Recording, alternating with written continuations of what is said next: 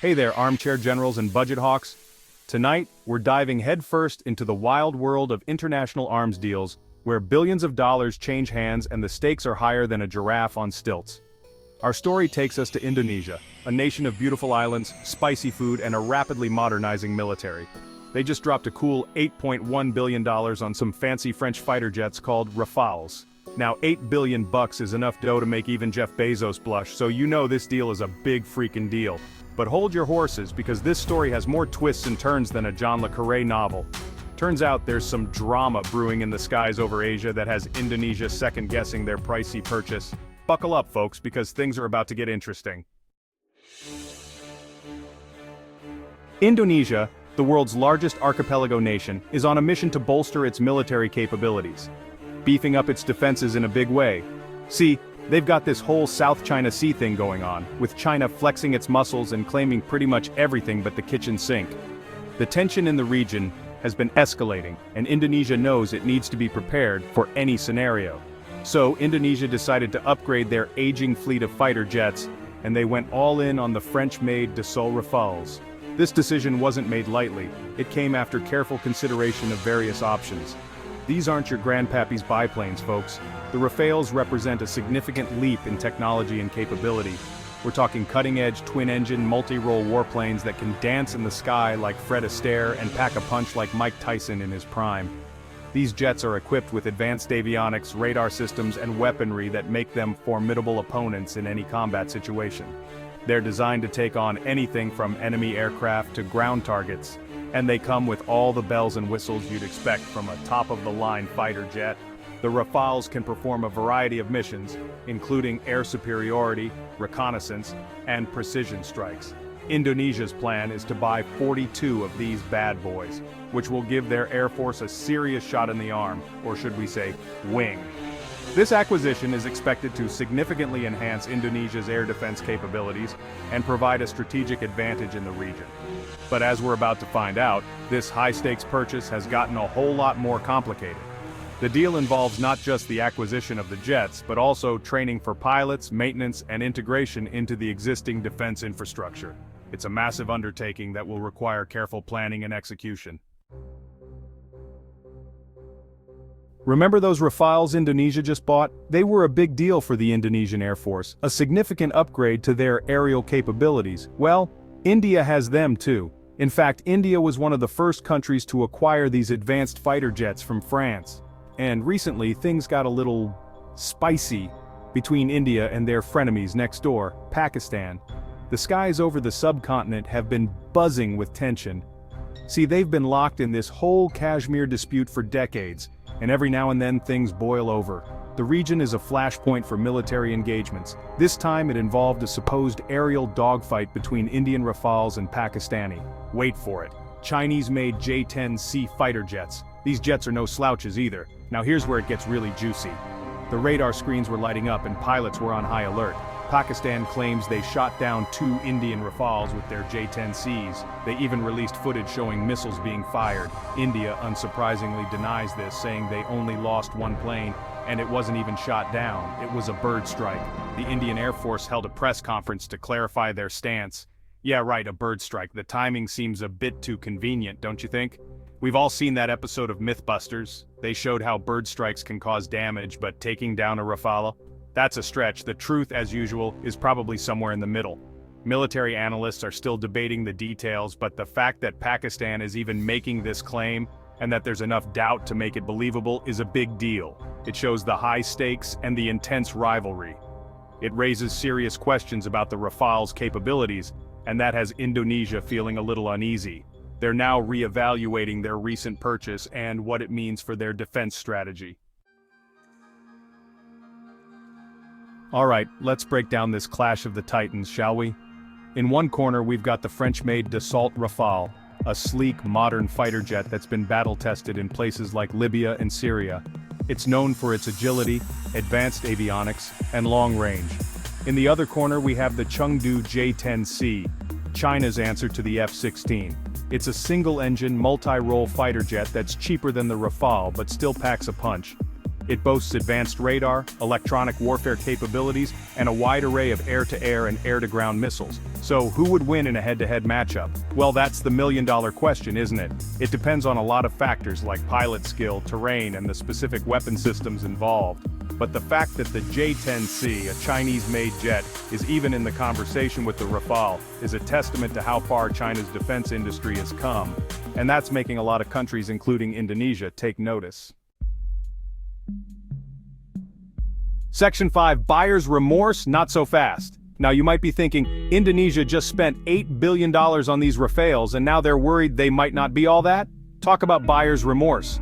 It's a hefty sum, and naturally questions arise about the value and performance of such an investment. And sure, there's probably some of that going around. Buyer's remorse is a common phenomenon, especially with such high-stakes purchases, but it's not that simple. The situation is far more nuanced than just a case of cold feet after a big buy. Firstly, even if the Pakistani claims are true, and that's a big if, it doesn't mean the Rafale is a bad plane. Air combat is complex, and there are numerous factors that can influence the outcome of an engagement. It doesn't mean the Rafale is a bad plane. Air combat is complex, and there are a lot of variables at play. The performance of a fighter jet can depend on the skill of the pilot, the tactics employed, and even the conditions of the battlefield. It's entirely possible that the Indian pilots were outmaneuvered, outgunned, or simply unlucky. These factors can make a significant difference in the heat of battle.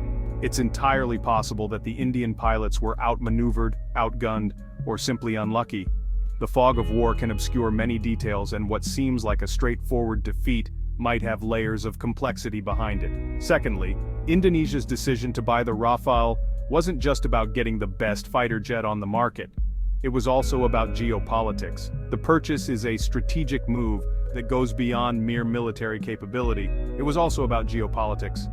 By partnering with France, a major Western power, Indonesia is aligning itself with a significant global player. This partnership can have far-reaching implications for Indonesia's position on the world stage.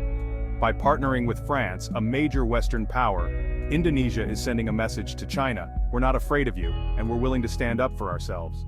This is a bold statement in the face of regional tensions.